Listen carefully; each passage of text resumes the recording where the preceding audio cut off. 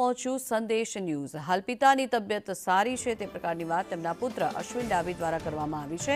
અનંતનાગ હોસ્પિટલમાં હાલ તેમની સારવાર ચાલી રહી છે। પિતા સાથે તંત્રએ પણ વાત કરાવી ઝડપથી ભાવનગર પરત ફરે તેવી સરકાર પાસે આશા રાખવામાં આવી રહી છે।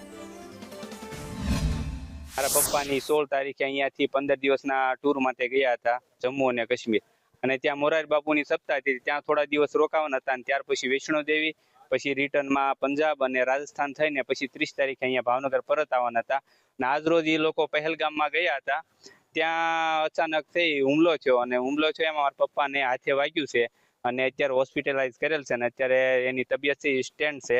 એટલે મારા મમ્મી સાથે પણ વાત થઈ છે અને મારા મમ્મીની લોકો રિટર્ન આવે છે અને મારા પપ્પા હજી હોસ્પિટલાઇઝર છે અને એડિશનલ કલેક્ટર સાહેબનો પણ ફોન આવી ગયો છે અને કીધું છે કોઈ કઈ ચિંતા કે ગભરાવાની જરૂર નથી, અમારે વાત થઈ ગઈ છે, એટલે હવે એ જલ્દી વહેલા તક અહીંયા ઘરે પહોંચી જાય એવી અમે આશા રાખીએ છીએ।